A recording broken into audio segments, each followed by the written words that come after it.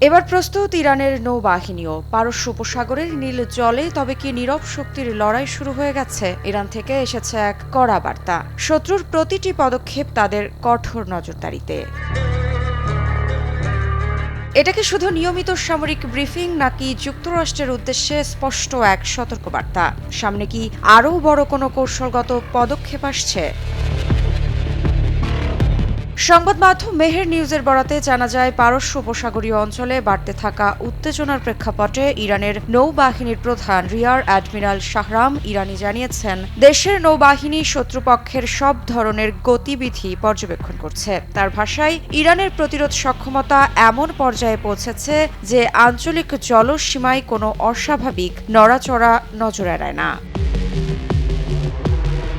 Shahram ইরানি আরও জানান, ইরানের অর্থনৈতিক নিরাপত্তা নিশ্চিত করা, বিশেষ করে রাষ্ট্রীয় শিপিং সংস্থা IRISL এর কার্যক্রম সুরক্ষিত রাখা নৌবাহিনীর প্রথম অগ্রাধিকার। আন্তর্জাতিক নিষেধাজ্ঞা ও বৈশ্বিক চাপের বাস্তবতায় এই বার্তাকে কৌশলগত হিসেবেই দেখছেন বিশ্লেষকরা।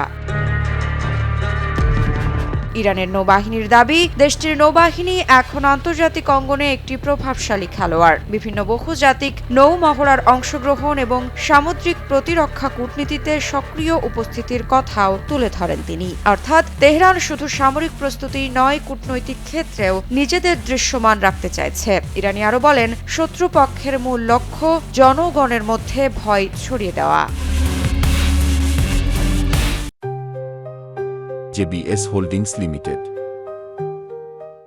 প্রতিরক্ষার সক্ষমতার প্রসঙ্গে ইরানি জানান, ডেস্ট্রয়ার, সাবমেরিন এবং অত্যাধুনিক নৌ সরঞ্জাম দেশীয় প্রকৌশলীদের হাতেই তৈরি হচ্ছে। এর মাধ্যমে ইরান স্বনির্ভর সামরিক শিল্প গড়ে তোলার বার্তা দিচ্ছে, যা দীর্ঘমেয়াদে কৌশলগত স্বাধীনতা নিশ্চিত করার প্রচেষ্টা হিসেবেও দেখা হচ্ছে। সব মিলিয়ে ইরানের নৌপ্রধানের এই বক্তব্য একদিকে প্রতিরোধ সক্ষমতার প্রকাশ, অন্যদিকে যুক্তরাষ্ট্র ও তার মিত্রদের প্রতি পরোক্ষ সতর্কবার্তা। এখন প্রশ্ন, এটি কি কেবল প্রতিরক্ষা অবস্থান শক্ত করার ভাষা, নাকি উপসাগরের জলরাশিতে আরও বড় কোনো সংঘাতের ইঙ্গিত? মৃত্তিকা সিনহা বিশ্বাস, নিউজ 24।